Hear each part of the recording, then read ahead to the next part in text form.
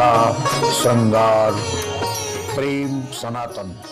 वह पावन भूमि जिसे भूलोक का मध्यस्थल कहा जाता है, वो भूमि जहां ब्रह्मा जी ने सृष्टि की रचना के लिए 99 यज्ञ किए और उसी यज्ञ से प्रकट किया था प्रथम मनुष्य मनु व शतरूपा को। वही पावन भूमि जहां महर्षि वाल्मीकि ने रची थी रामायण और जहां माता सीता को मिला था महर्षि वाल्मीकि का आश्रय। आज भी जहां ब्रह्मा जी का वह खड़ाऊ विद्यमान है।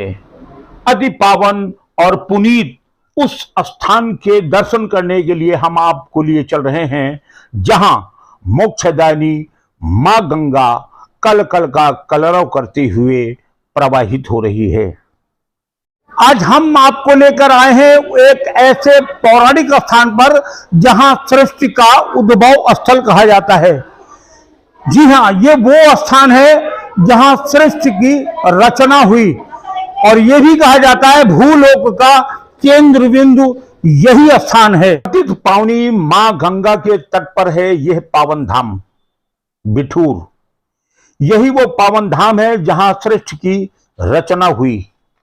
कमोबेश 52 प्रसिद्ध घाटों की यह नगरी सृष्टि से पूर्व थी। ब्रह्मा जी की तपस्थली, महर्षि वाल्मीकि का आश्रम, ध्रुव की तपस्थली के साथ साथ अनगिनत धार्मिक स्थानों आश्रमों को समेटे इस पावन भूमि पर पांव रखते ही मानव जन्म जन्मांतर के पापों से मुक्त हो जाता है।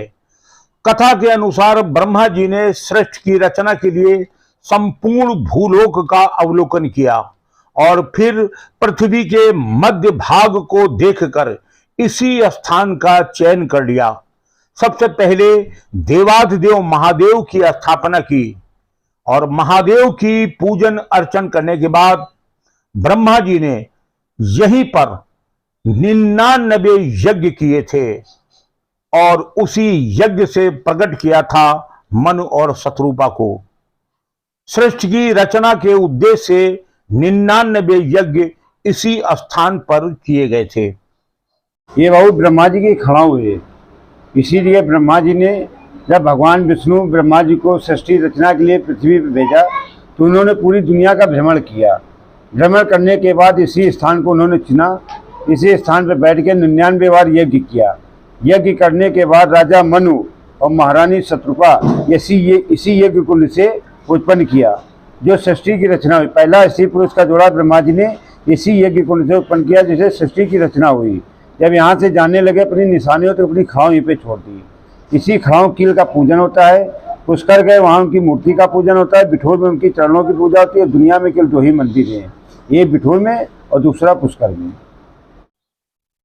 यहाँ एक तरफ ब्रह्मा जी द्वारा स्थापित खूंटी व उन्हीं के द्वारा स्थापित देवाधिदेव महादेव का शिवलिंग आज भी विद्यमान है। पतित पावनी मां गंगा की अविरल धारा जिसके एक एक बूंद में अमृत रसा और बसा है। मोक्षदायिनी मां गंगा का दर्शन ही मानव का कल्याण कर मोक्ष प्रदान करती है। ये पतित पावनी मां गंगा का स्थान है। गंगा जी का बहाव तो आपको हर जगह मिलेगी, लेकिन उत्तर वाहिनी गंगा वो हमारे यहाँ बिठूर में ही है। और यहाँ गंगा जी के साल में 25 मेले लगते हैं। जैसे गंगा दशहरा है, विजय दशहरा है, कार्तिक पूर्णिमा है, जेठ का दशहरा है।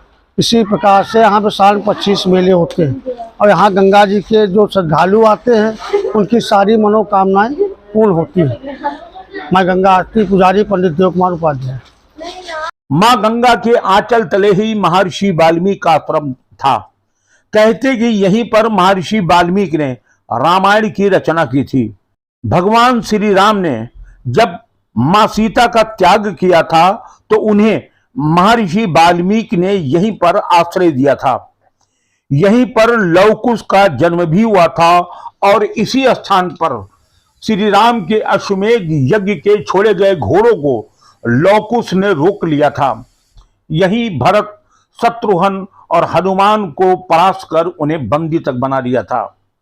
महर्षि वाल्मीकि द्वारा स्थापित देवाधिदेव महादेव का वही प्राचीन शिवलिंग आज भी यहाँ स्थापित है। सीता रसोई सहित सारे स्मृति चिन्ह आज भी यहाँ विद्यमान है। कुल मिलाकर धरा के इस पावन धाम को बारंबार प्रणाम है। कहते हैं मोक्षदायिनी मां गंगा के तट पर बसे बिठूर में यदि एक बार भी मानव अपने चरण रख देता है तो जन्म जन्मांतर के पापों से मुक्त ही नहीं होता है, बल्कि उसकी हर मनोकामना पूरी हो जाती है। यदि आप ऐसे ही कार्यक्रमों को लगातार देखना चाहते हैं तो हमारे इस चैनल को तत्काल सब्सक्राइब करके बेल आइकन का बटन जरूर दबा दें। हम फिर मिलेंगे किसी नए ताजा तरीन आश्रम, धार्मिक स्थान या किसी मंदिर के साथ। जय श्री राम।